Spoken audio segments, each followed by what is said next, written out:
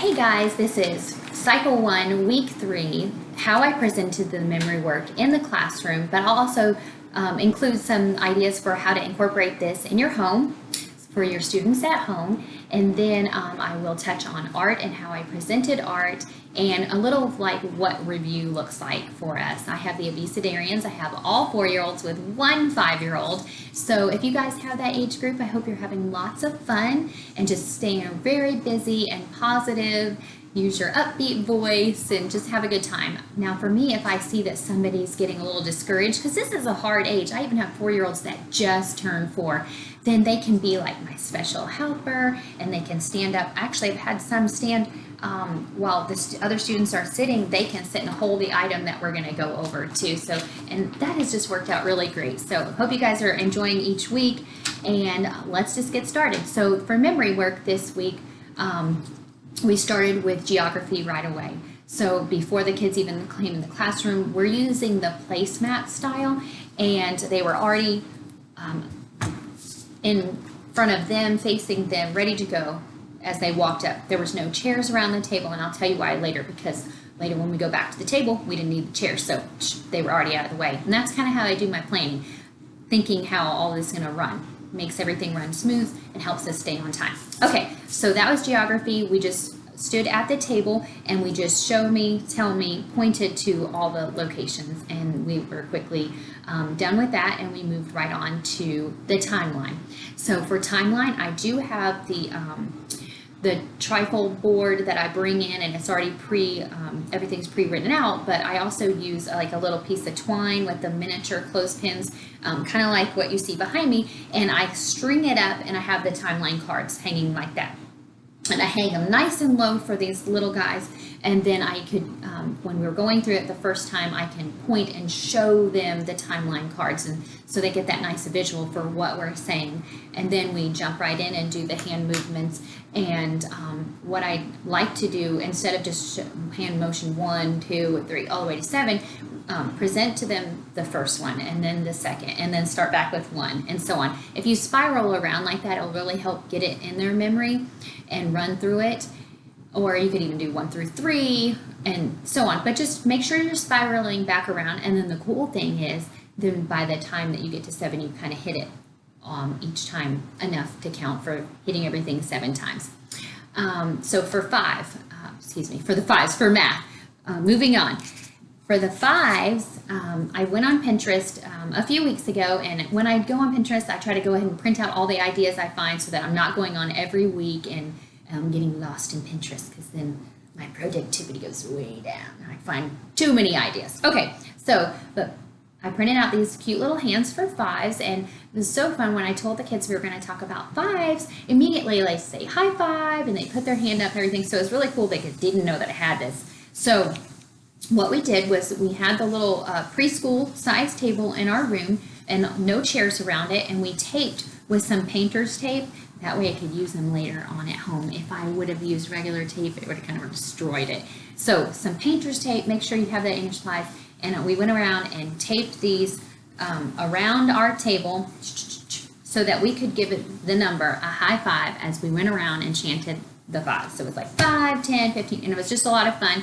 So, and it worked out really great. The kids really enjoyed it, and they were all chanting along. Obviously with their age, you know, your beginning person's going to be the one hitting the 5, and so on, but everybody's chanting along. Now, if you guys are organized enough and they do know the numbers that they're hitting, then you can take turns and have the next kid go and hit the 5. So it worked out really great. And then these little items that I printed did come with like a little blank hand. So if you're using these at home, you can lay out a sequence and leave something out, and then put the blank, and then have your child tell you what was left out. Or you can mix them all up and then have them put them in order. So that's another great way. So if you get some visuals like this to learn the order. Let's see. So for the 6s, I found this fun little printable here with the half a dozen donuts. So, and this gave them, again, I liked that it gave them a visual. So what we did for this one, instead of cutting it out and doing the same thing, I laid the sheets all out, and we used the pointer with like a fun little hand, and we played the song and we tapped along and sang the time sixes for that. So that worked out. So again, these come with some blanks, so you can use those at home to, you know, drill your students on the sixes. So that's the sixes. And let's see. So history, tell me about the Greek and Roman gods. We went through saying it, and then we played the song so they could get the tune, played a couple times, make sure they get it, but the song is really fast. So to control the speed, then you have to sing it. The cool thing is you've played it enough, they're catching on. So, and the cool thing, my parents sing along, and I encourage you, hopefully you guys have a warm environment and your parents jump in and they sing as well. So that's what we did. We just sang along. And then I have some fun things at review. We review so we can get a visual of our Greek and Roman gods as well. So for science, what are some parts of an animal cell? So I did present this out of order as far as the order in our book, okay? So I just want to give you a heads up there. But I was able to find a song and movements. So it's going to get in your brain if you can sing and move. So it is out of order, but we started with cytoplasm. So, and it's the tune of Frere Jacques. So it's so cytoplasm, cell, membrane, nucleus. So you're going to have ball up, kind of squat down into a little ball, and then you'll stand back up, and then you'll go vacuole. So you're going to pretend to vacuum for vacuole. And then for Golgi bodies, you're going to kick a goal. You can't see me, I know I'm sitting, but you're going to kick that goal, and then you're going to say mitochondria, okay? And then the song ends with, these are some parts of an animal cell. So it's cytoplasm, cell, membrane, nucleus, vacuoles, and then you're going to kick your goal. Golgi bodies, mitochondria, these are some parts of an animal cell. And I also, on my board, and you can't see it, and maybe I can take a picture and put it in my video, but I had my son draw the parts of an animal cell. So, and again, in my review, we touch on that, and that's just another way for them to become familiar with this material. But moving on. Okay, so for English, for prepositions, we have a little class pet, and it's just a stuffed animal chicken, and they named her Peep, and Peep acts out the prepositions. So when I run through it at first, I really want them to have a comprehension. So I'll say, like for the first word is along. So we would say along the road, amid friends, among other chickens or whatever. So I only do that once because it is about getting the word in their head. But at least when I say that, so we said like atop the barn, so those kind of things, that way there's some clear understanding of what I'm presenting. So then when I review after that, I don't say it again. So I just move the item and have them chant along with me the preposition words. So that's how we do that. And then for Latin, we say it and then sing it, but I also Pinterest, and I put this in a little page protector so that we can use it because it is for more than 1 week.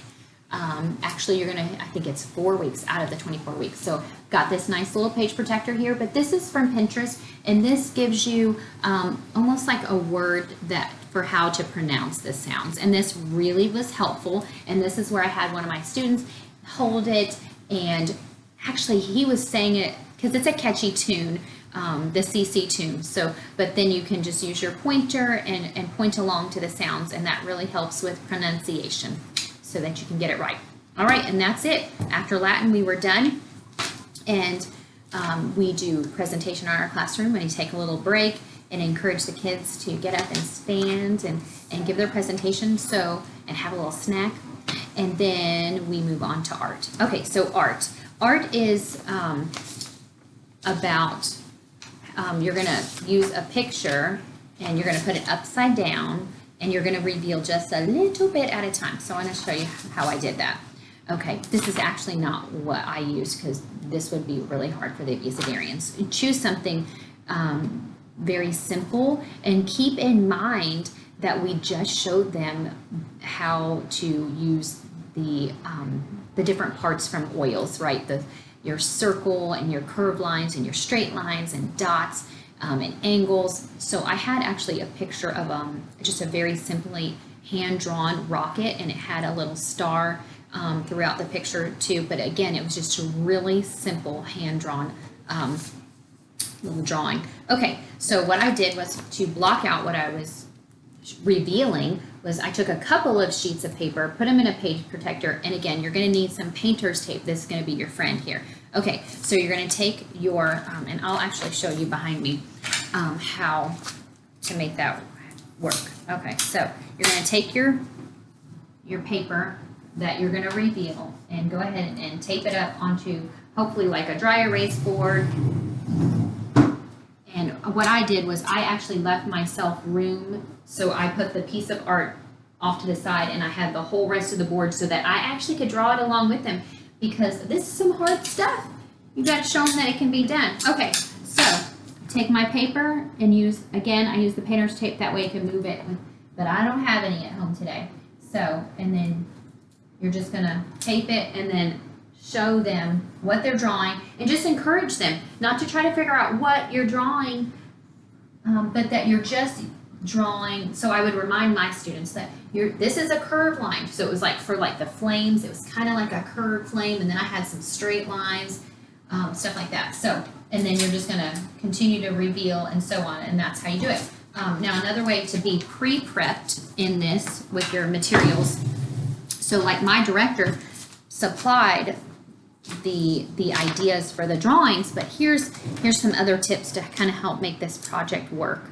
So what I did at home was I took a regular sheet of paper and I folded it into 4 equal parts, okay?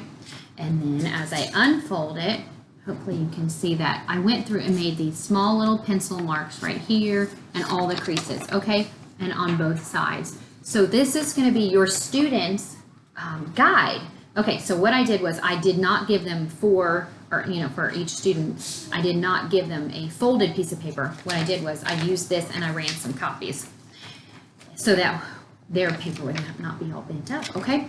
But the paper was already marked with some guides, so I tried to tell them to stay in this area. So, and then what you're gonna do is you're gonna make this match. So if you don't have this at home, go ahead and do it at home, but for me, I pulled it out of my art bin that was supplied to me, but really quickly on the fly, I took my sheet of paper and I laid it down and just went ahead, just line it up and pre-mark your example that you're going to use too. That way theirs is going to match what you're drawing.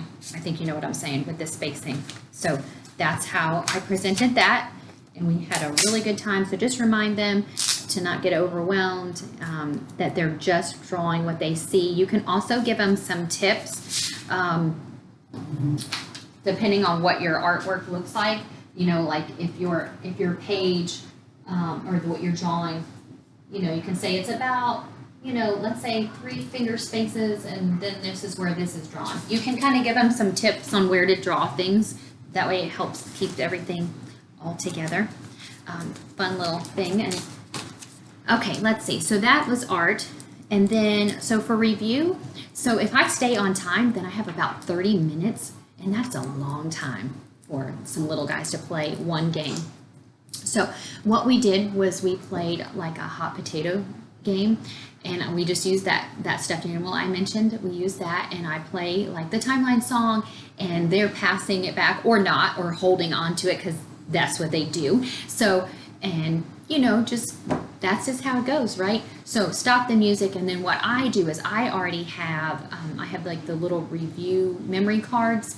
So I just have them in my hand. I already have them organized that it's today's material on the top, and then we work our way down to the previous weeks. So then we just ask the question, and at this age, it's very hard for them to answer by themselves. So I encourage everybody just to say it all together, and that's what we do. But for 30 minutes, that's a lot. It ends up being plenty of time for us to also color. So here's some things that were incorporated in my classroom, and I found these on Etsy. So these were not free, but these are amazing. So I opted for some coloring sheets So this is what my students, to like really wind down at that very last few, like 10 minutes of class. That's it. So it's 11:50 and we're almost done. So here is the sheet for science, and I bought the entire cycles. So I have all of these. So here's the cycle for science, and then here's a nice visual for the students on the Greek and Roman gods. I think you can see the whole thing. So this is what they color, and they also get to bring it home to help them review, and it was completely legal on Etsy.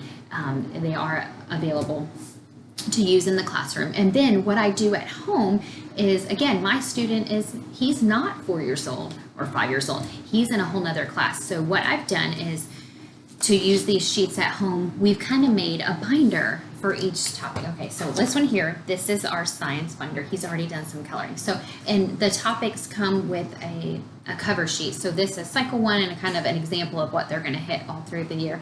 And then as he colors them, we just hole punch them and move on. And then we're adding some other things.